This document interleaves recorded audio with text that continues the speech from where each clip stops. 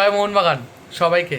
আজকে গর্বের 29শে জুলাই। হ্যাঁ, এই 29শে জুলাই মানেই একটাই কথা প্রথমে আসে, সেটা হলো ব্রিটিশদের রক্তচক্ষুকে ভয় না করে মোহনবাগানের যোদ্ধারা সেদিন খালি পায়ে লড়েছিল শুধুমাত্র ফুটবল ম্যাচ জেতার জন্য না, শুধুমাত্র আইএফএ শিল্ড জেতার জন্য না, পরাধীন ভারতবর্ষে যে ব্রিটিশদের চোখে চোখ রেখে লড়াই করা যায় সেই ইতিহাস আজকের দিনেই তৈরি হয়েছিল। হ্যাঁ, যে শুধুমাত্র গুলি বন্দুক দেখিয়ে না, ফুটবল পায়েও আমরা তোমাদের জবাব দিতে জানি, ফুটবল দিয়েও আমরা তোমাদের হারাতে জানি।